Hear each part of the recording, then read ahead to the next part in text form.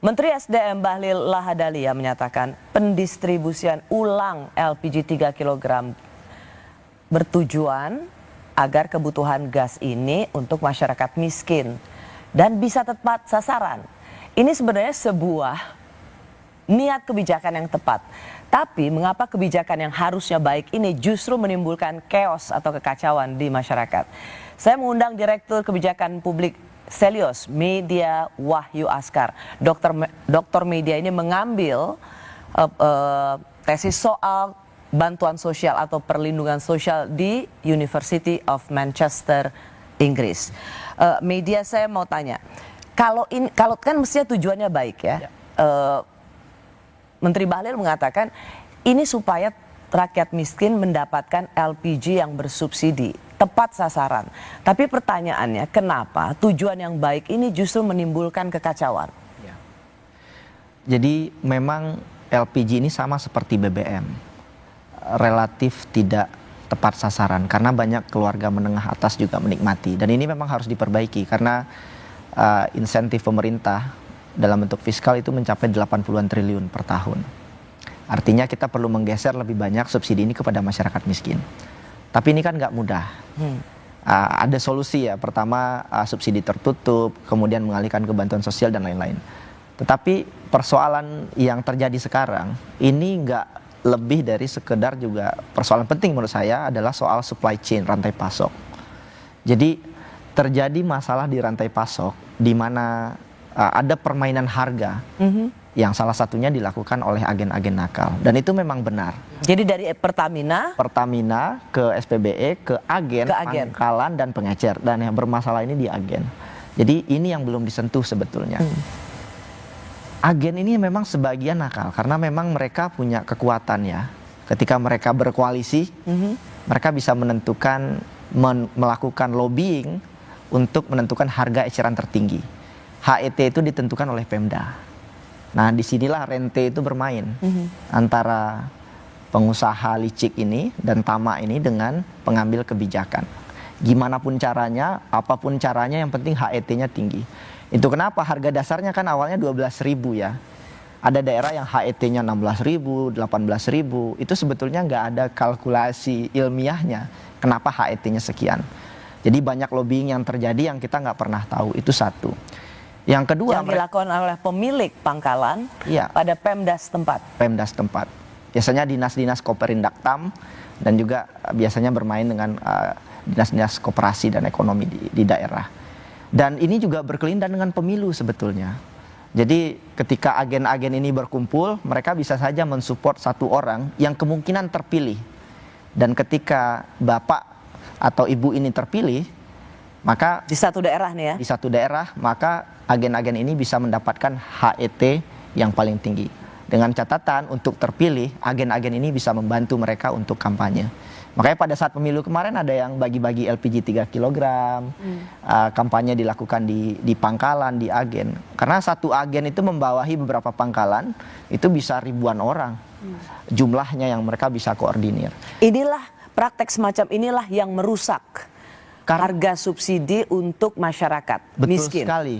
Jadi karena rente tadi, harga dasar yang hanya 12 ribuan tadi, itu menjadi 20 ribuan bahkan 30 ribuan. Jadi nggak ada gunanya sebenarnya APBN kita dikeluarkan untuk mensubsidi harga gas 3 kilo ini, harga LPG 3 kilo ini yang sudah disubsidi karena toh oleh pangkalan-pangkalan yang bermain ini sudah menaikkan harganya. Betul, dan itu sekali dibeli oleh masyarakat bawah. Betul sekali. Jadi masyarakat tetap membayar biaya tambahan dan biaya tambahan ini dinikmati oleh rente dan oligarki LPG ini gitu ya.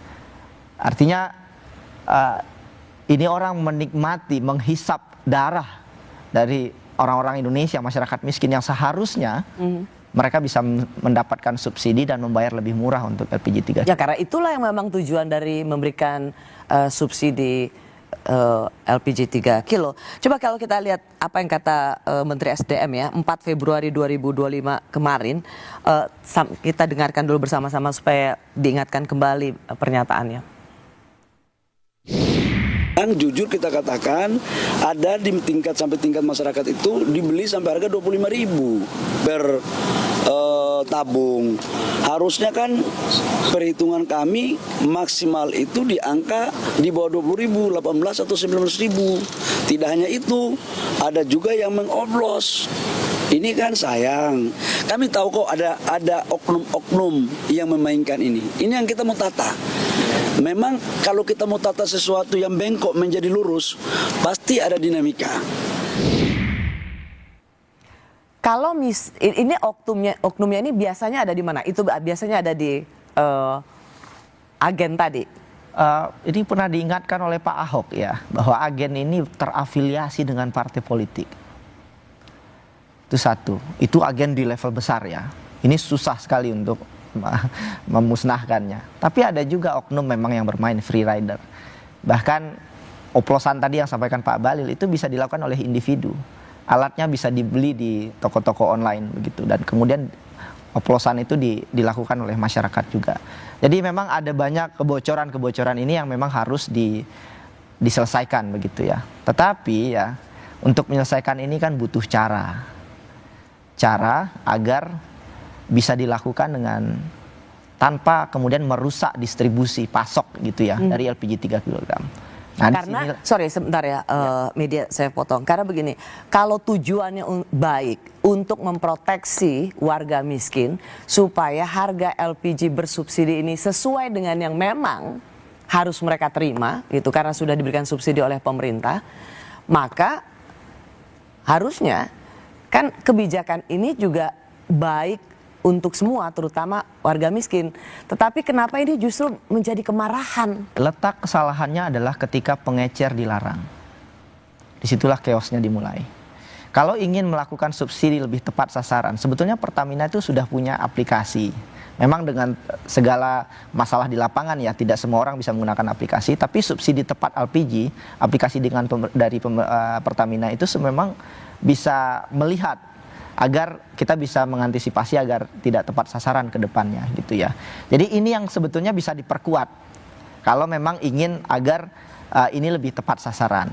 Tapi ketika pengecer, rantai paling bawah yang disikat habis. Ya, mereka yang ketemu sama mereka yang ketemu dengan masyarakat. Nah, disitulah terjadi masalah. Jadi ini ada mitigasi risiko yang gagal yang dilakukan oleh pemerintah. Jadi kan risk manajemennya harus dipikirkan sebelum. Masa sih sampai dampak sebesar ini tidak terkalkulasi sebelumnya?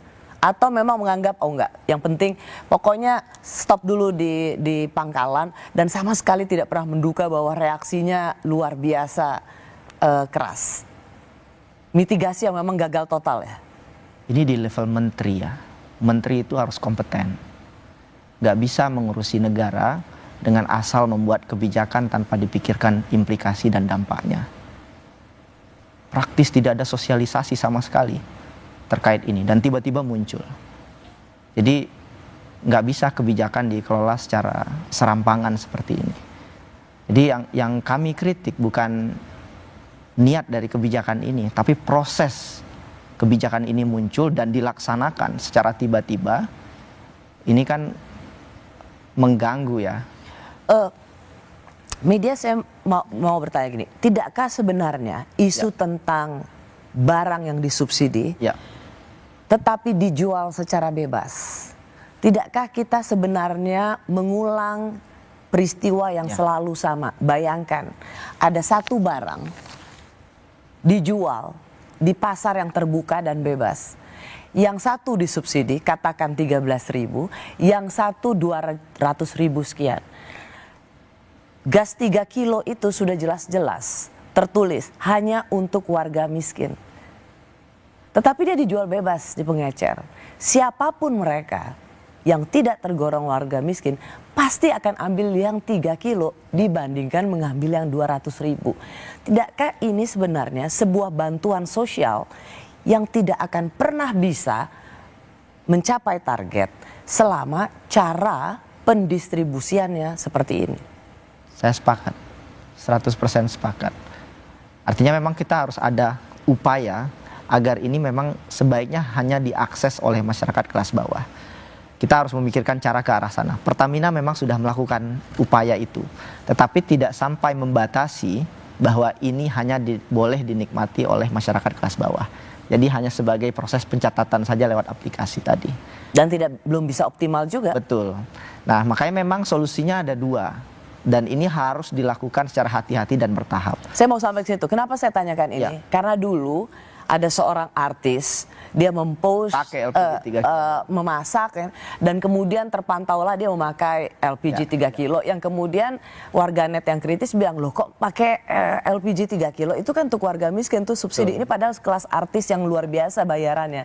Artinya semua bisa mengakses Betul. LPG 3 kilo itu padahal mereka nggak berhak. Betul sekali.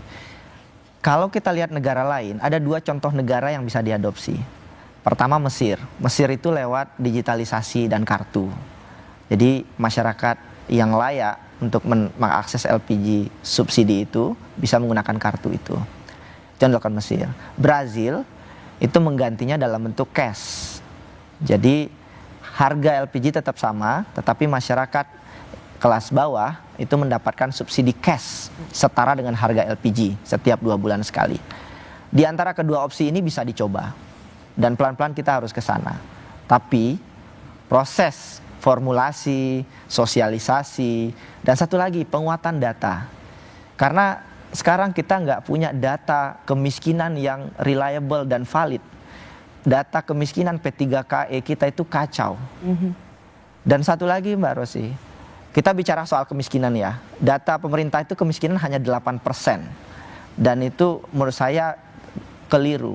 Karena faktanya di lapangan jumlah masyarakat miskin itu lebih banyak.